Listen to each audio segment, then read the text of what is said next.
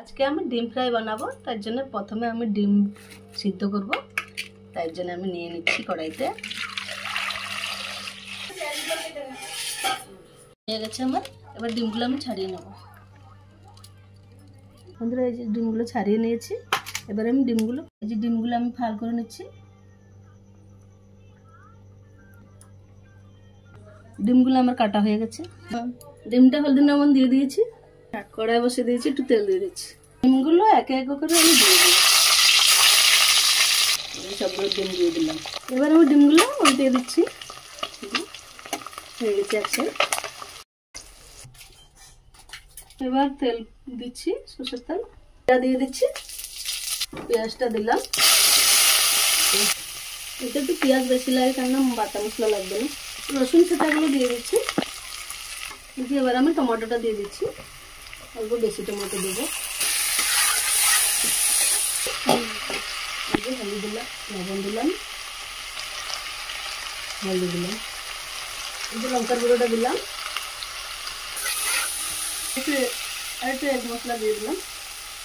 এবার অল্প একটু জল দিয়ে ফুটিয়ে নেব। এবার 2 মিনিটের জন্য ঘুরিয়ে দেবো। ঢাকনাটা উঠিয়ে দিচ্ছি। এবার ডিমগুলো আমি দিয়ে দেবো।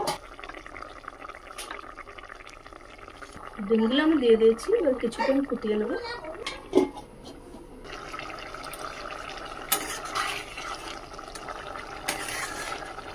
এবার একটু গরম মশলা দিয়ে দিচ্ছি। এই যে দেখুন, ডিমের তরকারিটা কি সুন্দর হয়েছে। এবার আমি আপনাদেরকে খেয়ে দেখাবো। এই যে ডিম ফ্রাইটা নিয়েছি। এই যে আমার ডিম ফ্রাই দিয়ে ভাতটা কেমন লাগছে দেখি।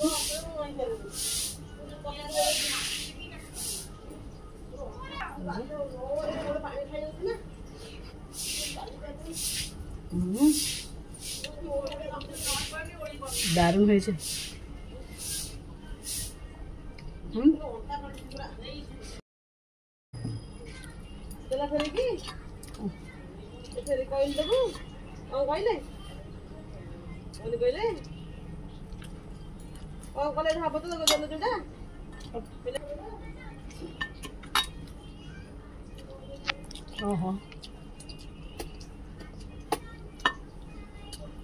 ऊपर